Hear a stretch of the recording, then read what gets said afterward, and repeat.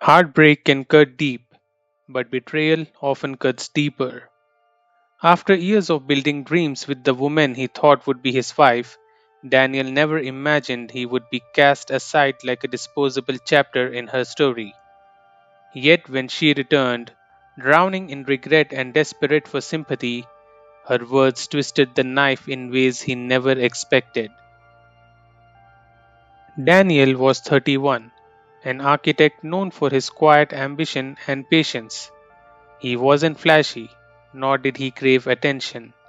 His world revolved around blueprints, late nights at the drafting table, and the belief that stability was love's greatest foundation. His fiancée, let's call her Rebecca, was everything he wasn't: spirited, social, with a smile that could disarm anyone in the room. She worked in marketing, always dressed like she was stepping out of a glossy magazine cover. To Daniel, she was the spark to his steady flame, the light that brought color to his otherwise grey world. For 3 years, they built a life together.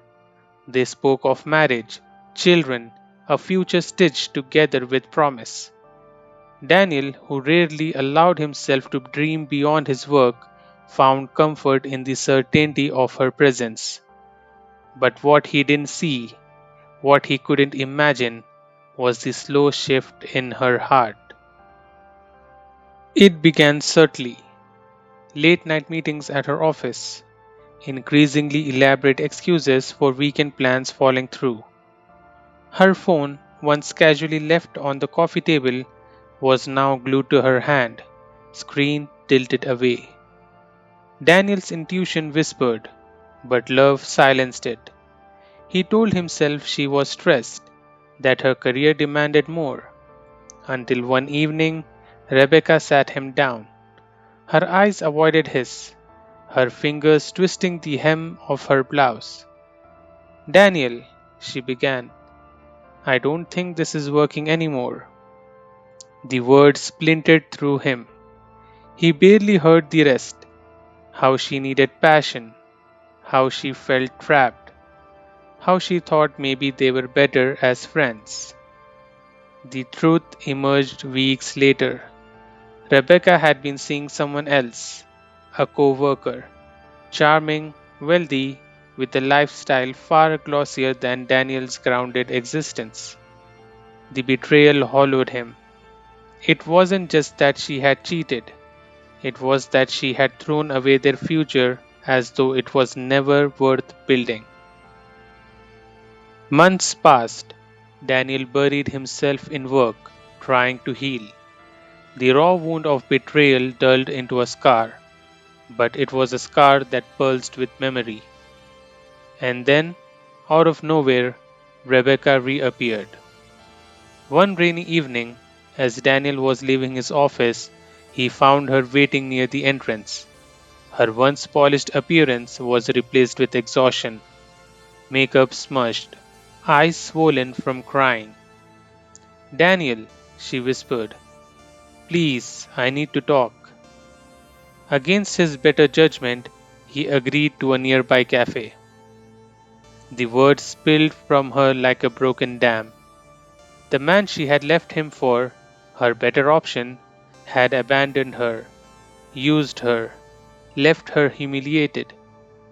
She lamented her ruined reputation, her loneliness, her miscalculation, but soon her sorrow turned venomous. "If you had been more exciting, more ambitious, maybe I wouldn't have looked somewhere else." She snapped through tears. "You were so content with your small life, Daniel. You pushed me into his arms." Her voice wavered between blame and despair. She wanted sympathy, redemption, maybe even another chance. But her accusations burned. She wasn't apologizing. She was shifting her guilt onto him. Daniel sat there, his chest tight. Once, her words would have shattered him. Now, they only revealed who she truly was. He leaned back, steady, his voice calm but unyielding.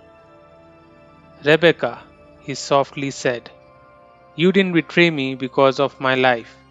You betrayed me because of who you are.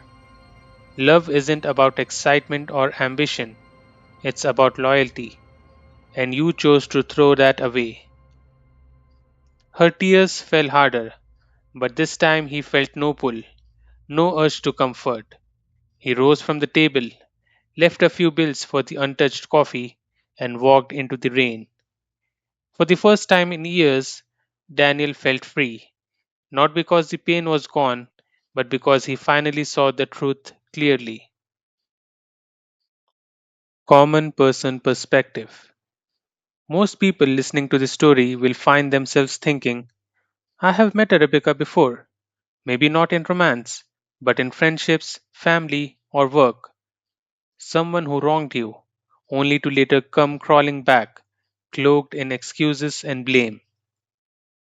It's infuriating when the person who hurt you tries to twist the narrative and make you feel responsible for their choices. But Daniel's response teaches us something powerful. You don't need to argue, justify, or seek revenge. Sometimes the strongest thing you can do is walk away with your dignity intact. Because at the end of the day, accountability belongs to those who broke the trust, not to those who were betrayed. This story matters because it shines a light on a bitter truth. When people betray, they often refuse to own it. They twist blame, rewrite history, and paint themselves as victim of circumstances. But in reality, choices define character.